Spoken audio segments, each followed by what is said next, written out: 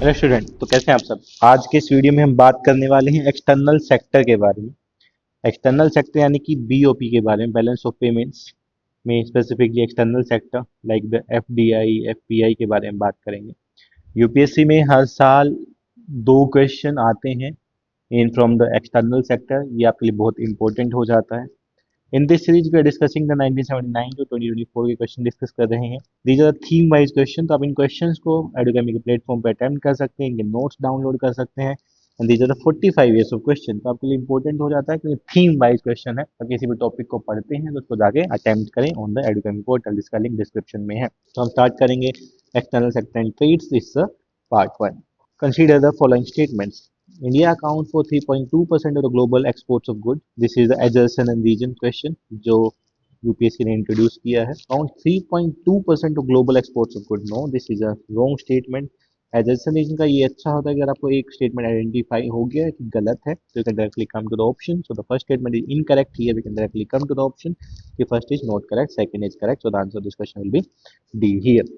Now let's move to the next question. Consider the following statements. The tighter monetary policy of the US Federal Reserve could lead to a capital flight. आपको apply करना आना चाहिए किस तरीके से करेगा। Capital flight may increase the interest cost of firm with the existing external commercial borrowing. Yes, capital flight होगा mean dollar out of the market. तो इसकी वजह से ये lead to the capital flights की वजह से काम करेगा। So the answer of this question will be 1 and 2। devaluation domestic currency decrease the currency risk associated, no it's will increase the risk. So the answer of this question will be 1 and 2। Next question पे आते हैं। Before going to next question, we are launching a prelim support programme batch 3 from 3rd of Feb। आप इसका join कर सकते हैं, का link given है डिस्क्रिप्शन में, आपको ज्वाइन कर सकते हैं। These are mainly component of the PSP programme. इसके लिए वीडियोस आप यूट्यूब चैनल पे देख सकते हैं एडुकेमी के।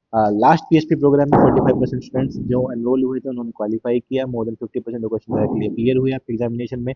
आप कॉन्फिडेंस से अटेम्प्ट करते हैं, आपकी एक्यूरेसी इंक्रीज हो जाती है, तो आपको ज्वाइन कर सकते हैं। इसका लिंक डिस्क्रिप्शन में गिवन है। नेक्स्ट क्वेश्चन पे आते हैं। Question number 3, with reference to the Indian economy consider the following statement. An increase in the nominal effective exchange rate indicate the appreciation of rupee. An increase in the real effective exchange rate indicate an improvement in the trade competitiveness. This is a wrong statement. Second statement, it's not showing an improvement, decrease in the trade competitiveness. If the second is incorrect, we can eliminate the option and we can reach to the option number C here, 1 and 3 directly. Next question पे आते हैं। Question number 4. With reference to the Indian economy, consider the following statement. If the inflation is too high, the Reserve Bank of India is likely to buy the government security. No.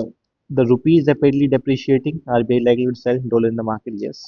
First statement में क्यों नहीं bye करेगा, inflation बहुत ज्यादा है। अगर RBI government security को bye करेगा means it's increase supply of money in the market. अगर मनी सप्लाई मार्केट में इंक्रीज होगा तो अगेन और ज्यादा इन्फ्लेशन करेगा, इसलिए आरबीआई नहीं लेगा। तो 1 is incorrect, so we can directly reach to the option number b. तो आप देख सकते हैं किस तरीके से हम डायरेक्टली ऑप्शंस के थ्रू भी आंसर को कर सकते हैं। So the answer of this question is b here. Next question पे आते हैं। With reference to the foreign owned e-commerce firm operating in India, which of the following statement is correct. This is like a rules change हुए थे 2022 में related to the foreign firm, तो इसलिए UPSC ने question पूछा directly. They can sell their own goods in addition on the offering platform and market place. No.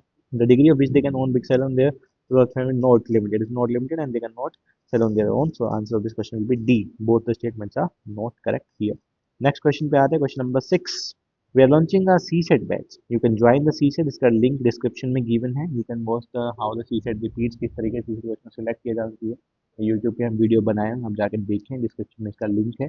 This is a weekend batch, Friday Saturday classes होंगी, so you can focus on your GS in the other 5 days and you can leave me the CSET, you can practice in the classroom as well as आपको घर पे तैयारी करने की जरूरत नहीं पड़ेगी। CSET we can do anything in the classroom. We are focusing on the PYQ specifically, तो आपको किस तरीके से PYQ को हैंडल करना है, क्या लैंग्वेज चेंज होते हैं, that's the main criteria for qualifying the CSET. Next question पे आते हैं।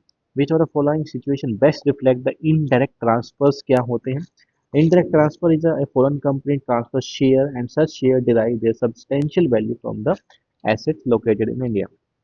इसमें स्पेसिफिकली एक फर्म है जो ट्रांसफर करेगी शेयर्स को, और जो ट्रांसफर हो रही हैं शेयर्स उसके एसेट लोकेटेड है इंडिया में, उनको बोला जाता है इनडायरेक्ट ट्रांसफर। स्पेसिफिकली टैक्सेशन बचाने के लिए किया जाता है। तो the answer this question will be D. The company transfer share and such share derive the substantial value from the located in India. Next question पे आते हैं। Consider the following statement. The effect of devaluation of currency that necessarily. Effects क्या होंगे devaluation currency. Improve the competitiveness of domestic exports in the foreign market. Yes, क्योंकि आपका export cheap हो जाता है जब आपका वैल्यू करेंसी डीवैल्यू होती है। Increase in the foreign value of domestic currency, no, it will not increase. Improve the trade balance, no, it will decrease the trade balance क्योंकि आपकी करेंसी की वैल्यू कम हो चुकी है. So the answer of this question will be A only. Next question पे आते हैं. Following action policy are most likely to give some immunity to India. कौन कौन सी पॉलिसी जो इम्यूनिटी देंगी इंडिया को? Not depending on short term foreign borrowing, yes, this will give the immunity to India. हम long term foreign borrowing पे काम करेंगे, long term foreign borrowing पे. Opening up to the foreign banks, no, जितना ज़्यादा foreign bank को opening up करेंगे इतना ज़्यादा शील्ड नहीं देगा कंट्री को. Full capital account convertibility, no, we can not do the full capital account convertibility. Nature of the Indian economy, अगर फुल कैपिटल अकाउंट कन्वर्टेबिलिटी कर देंगे तो और इट्स लाइक और कभी भी आप पैसे को बाहर निकाल सकते हैं, ऐसे कन्वर्ट कर सकते हैं ना फॉरेन पार्ट, ये तो ही नहीं कर सकते हैं. These 2 points will not give the shield to the economy and the one will give. So the answer of this question is 1 here. Next question पे आते हैं, question number 9. With reference to the international trade of India at present, which of the following statement is correct? India merchandise exports are less than its merchandise imports. Yes, this is correct. Exports are less than imports. That's a part of 2020 data update होता रहता है, उसके according आप देख लेंगे. India imports of iron, steel, chemical, fertilizer machine have decreased in the recent years. जबकि ये increase हुआ था, डिक्रीज नहीं हुआ था, और आज भी हम इंक्रीज कर रहे हैं. India export services are more than its imports of service. Yes, service हम ज्यादा करते हैं, like IT services mainly, BPO KPO service हम ज्यादा प्रोवाइड करते हैं. India suffer from overall trade current account deficit. Yes, we are suffering from the current account deficit. So the answer of this question will be 1, 3 and 4 is the answer of this question. Next question पे आते हैं. With reference to the FDI in India, which of the following is considered as the major characteristics? को तो कौन सा characteristics में? It's a largely non debt creating capital inflow, क्योंकि FDI में कोई भी debt create नहीं हो रहा गवर्नमेंट पे, फॉरेन से लोग इन्वेस्ट कर रहे हैं कंट्री में, कोई भी debt ये create नहीं कर रहा. That's a best part about the FDI.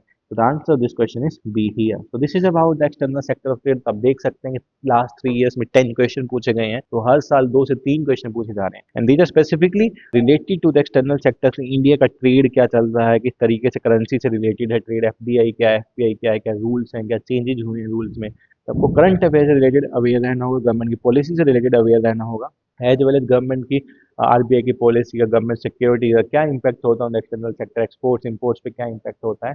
तो ये सारी चीजें आपको पता होना चाहिए. That's a part of the external sector. So this is about the video about the external sector. You can join the prelim support program and CSET gets given in the description. If you have any doubt, you can ask us. You can mention in the comment section. We will meet in the next video soon. Thank you.